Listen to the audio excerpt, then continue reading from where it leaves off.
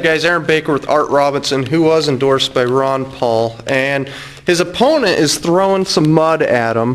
What is this about? Peter says $40,000 was given to you by Wall Street firm. What is this about? It's not true. Okay. It's not true. Now what is this about? Go ahead. You want me to say more? Sure. It's not true. He did find one donor. He complained about it at the forum. He found one donor. His wife, he and his two daughters had given the campaign about $9,000, and he listed as an occupation, he was a Wall Street investor. He invests his money in stocks. Okay. And so by that classification, you could say 9 if you want to stretch it. It's a small little fry. It's tiny, and I don't think I count him as Wall Street. Yeah. But anyway, the idea we got 40,000, I want to check. Where is it?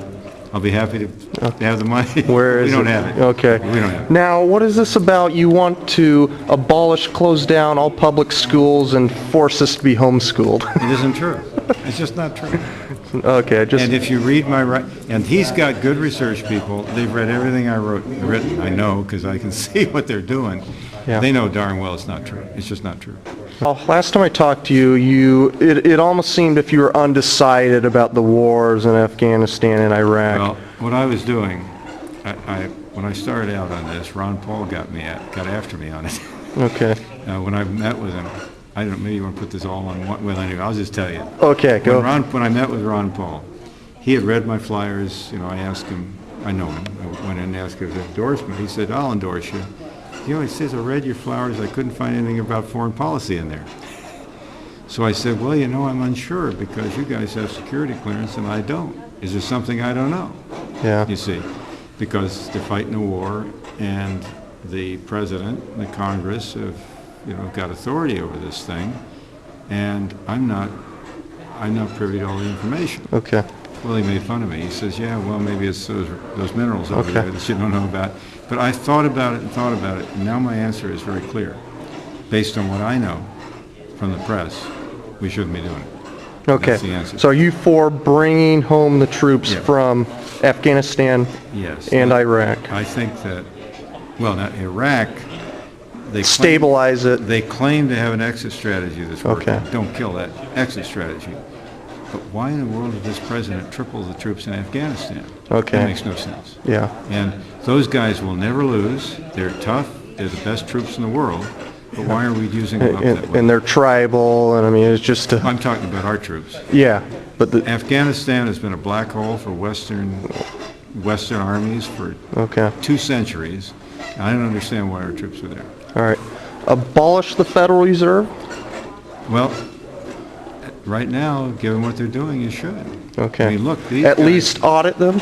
At least audit them. That's where Ron wants to start, right? Okay, yes. But the bottom line is, if you've got a bunch of guys that spent $2 trillion of the taxpayers' money that they printed, and they won't even tell you who got it, they're out of control. Got to be audited. Now, what about, it came in the news, Ron Paul was calling for auditing Fort Knox. Not a bad idea. Not a bad idea. And you got to look at the books, too. The gold might be there. Who have they pledged it to? There's this market where you can borrow gold and then sell it short. It's a game. And you have to know that it's in Fort Knox and that they haven't pledged it to somebody. We don't know what's there. We don't know what they're doing. Now, since you're under a Republican Party, a lot of people are going to, I think they're already trying to call you a corporatist. Yeah. What do you think about corporatism? Well, I think the same thing Ron does. He uses the word pejoratively. Corporatism is where the corporations, in league with the Congress, do things that are unconstitutional. That not all corporations do that, but some do, and that shouldn't be done because it's against the rules of our government. So I think corporations in league with the government is often called fascism. But I think Ron Paul calls it corporatism to avoid misunderstanding because people think of fascism More as of Hitler. a new American term for it. Yeah, so it's a new American term. It's a good term. When a corporation goes into a congressman's office and they make a deal, they get a favor and he gets help. That's corporatism, and it should not be done. Okay. So mainly, you're being elected for a federal congressional office, and it's reduced the power of the federal government, bring it back to state and local levels. Bring it back to what's specified in the Constitution and nothing more.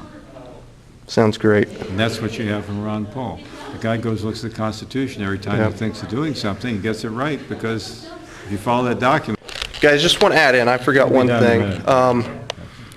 You know, a lot of union members want to strictly oppose any Republicans, say they're for abolishing unions, they're just against organized labor and all that. What is your thought on I'm unions? not against organized labor at all. What I'm against is organized labor getting improper government power for their activities. Organizing, collective bargaining, a group of people getting together to collectively bargain is a perfectly good exercise of their freedom, unless they get a congressman or some politician to give them special powers that they shouldn't have under the Constitution. So laws that give unions power over other individuals or over their employees that are granted by the Congress that are not authorized by the Constitution shouldn't be given to them.